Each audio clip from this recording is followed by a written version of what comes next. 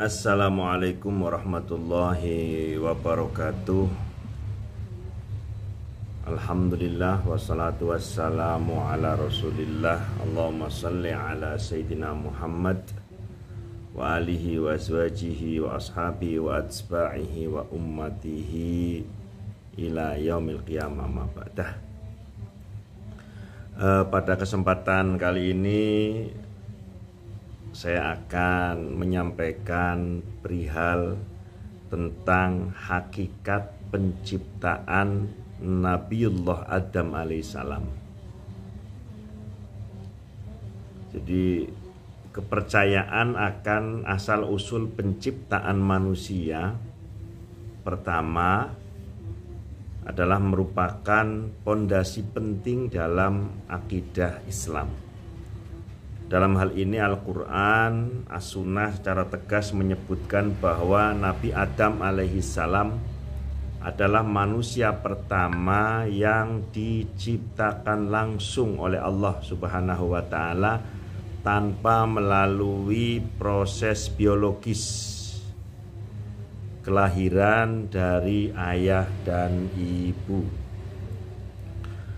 Namun dalam sebagian pemikiran pseudo spiritual atau tafsir mistik yang menyimpang itu kerap kali muncul klaim-klaim kontroversial yang sehingga kelompok tersebut berani menyatakan Nabi Adam terlahir dari seorang ibu. Klaim ini tidak hanya bertentangan dengan nas-nas qat'i, tetapi juga membuka celah penyimpangan akidah. Nah, harapan saya adanya tayangan video ini semakin tahu dari perspektif syariat agama Islam. Karena kita umat Islam, saya umat Islam yang mendengarkan, terutama saya yakin beragama Islam, kita punya sumber kuat. Terkuat adalah Al-Quran, hadis Nabi, kemudian ijma' dan qiyas. Dalil yang menyebutkan penciptaan Allah atas Nabi Adam alaihissalam itu ada di Quran surat An-Nisa 1, kemudian Al-A'raf 189 dan Az-Zumar 6. Yang di An-Nisa ayat 1, Bismillahirrahmanirrahim. Ya ayuhan nasu taqu rabbakumul ladzi khalaqakum min nafsin wahidati wa khalaqa minha zaujaha. Ada teks nafsi wahidah. Makna frasa nafsi wahidah menjadi penting untuk memahami asal mula penciptaan manusia serta relasi antara laki-laki dan perempuan, khususnya antara Nabiullah Adam dan istrinya yakni Siti Hawa. Jadi Nabi Adam dan Siti Hawa itu bukan saudara di rahim ibu, bukan. Karena Nabi Adam tercipta tanpa bapak, tanpa ibu, sementara Hawa itu tercipta dari tulang rusuk Nabi Adam. Nah, nafsu wahidah itu apa? Kita lihat di tafsir At-Tabari, namanya Jami'ul Bayan. Qauluhu min nafsi wahidah, qala Abu Ja'far yakni bidzalika jalla sana'u ya ayuhan nasu taqu rabbakumul ladzi khalaqakum min nafsi wahidah wa ya Adam alaihissalam. Jadi nafsi wahidah itu Adam. Wan nafsu, tek lafat nafsu, frasa nafsu ini kalau kalamul Arab tu'nas. Jadi kalam Arab yang menunjukkan tasniyah. Teknya mudzakkar karena nggak ada tak marbuto, tetapi yang dimaksud adalah muannas. Makanya naatnya wahidah, bukan nafsi wahid tapi nafsi wahidah. Demikian juga di tafsir Al-Baghawi namanya Ma'alimut Tanzil. Min nafsi wahidah ay Adam wa nafsin muannasah fawasfuha biwahidah. Lafat nafas itu muannas karena itu sifatnya juga harus muannasah yakni wahidah. Demikian juga di tafsir Al-Khazin, tafsir Samarqandi, tafsir An-Nasafi. Nah, semua tafsir bersepakat bahwa lafadz nafsun adalah mu'annas secara lughawi. Mu'annas lughawi adalah kata benda atau isim yang dianggap perempuan oleh kebiasaan bahasa Arab. yakni secara teks, secara lughat bahasa Arab itu berarti perempuan, tapi bukan karena makna biologis atau karakter bentuknya berakhiran tak marbuto, bukan. Jadi nafsu wahidah jangan dimaknain sosok wanita, nggak bisa. Tetap nafsu wahidah adalah Nabiullah Adam alaihi salam. Kalau yang belum paham silakan belajar nahwu sorob lagi, silakan buka di kitab Muqaddimahnya Al-Jurmiyah. Wa malam takun lahu alamatu ta'nits walaki yu'amilu mu'amalatal mu'annas fahuwa mu'annatsun lughawiyun kasyamsi wan nafsi wal harb. Apa yang tidak memiliki tanda mu'annas seperti marbuto, seperti tak marbuto, tetapi diperlakukan seperti mu'annas maka disebut mu'annas lughawi. Seperti lafaz asyamsu, an-nafsu, al-harb, ardun, itu juga demikian. Contohnya kuluman alaiha fan, hanya kepada Arab. Nah, lalu nafsin wahidah itu siapa? Ini saya sebutkan: 1 Ibnu Katsir, tafsir Ibnu Katsir; 2 Al-Baghawi; 3 Al-Qurtubi; 4 Ar-Razi di tafsir Fatihul Ghaib; yang kelima As-Suyuti di Ad-Durrul Mansur; 6 Abu Hayyan Al-Andalusi Al-Bahril Muhit; kemudian 7 Ibnul Asur dalam At-Tahrir wa Tanwir; kemudian 8 Al-Alusi dalam kitab Ruhul Ma'ani; 9 Tafsir Al-Jalalain; 10 Tafsir An-Nasafi; 11 Tafsir At-Taqlabi, yakni Tafsir As-Sa'labi; kemudian yang ke-12 adalah Tafsir As-Samarqandi, namanya kitabnya Bahrul Ulum; kemudian Tafsir Al-Khazin Al-Babut Ta'wil fi Ma'ani wa Tanzil; 14 Tafsir Al-Maturidi; 15 Tafsir An-Nasr bin Ibrahim Al-Maqdisi; 16 Tafsir Al-Maroghi; 17 Tafsir Al-Mahalli; 18 Tafsir Ad-Durrul Mansur; 19 Tafsir Al-Kashani; kemudian yang ke-20 Tafsir Al-Mazhari; yang ke-21 Tafsir Al-Tustari. Semua tafsir tersebut menyimpulkan bahwa khalaqakum min nafsin wahidah ya Adam wa huwa awwalul makhluqina minal bashar. Artinya memang secara lafadz Al-Quran, teks Al-Quran dari 21 ahlu tafsir yang barusan saya sebutkan bahwa Nabi Adam alaihi salam diciptakan, bukan dilahirkan, sehingga tanpa ibu, tanpa bapak. Sebagaimana pula yang bisa kita pahami di Quran surat Ali Imran ayat 59, inna mathala Isa indallahi kamathali Adam khalaqahu min turab tsumma qala lahu kun fayakun. Khalaqahu, hunya itu ke Adam. Kemudian hadis sahih riwayat Ahmad Ibnu Hibban, Adam wulida la min dzakarin wala untha khalaqahullahu biyadihi wa nafakha fihi mir ruhih. Adam tidak dilahirkan dari laki-laki maupun perempuan. Jadi Adam nggak punya bapak, nggak punya ibu. Allah menciptakannya dengan tangannya dan meniupkan ruhnya kepadanya. Musnad Ahmad nomor hadis 22.169 dan Sahih Ibnu Hibban nomor hadis 6.191. Juga di hadis sahih riwayat Muslim, khalaqallahu Adama tuluhu sittuna dzira'an, nomor hadis 2841. Hadis ini menggunakan teks khalaqo, bukan walada, menunjukkan bahwa Nabi Adam diciptakan, bukan dilahirkan.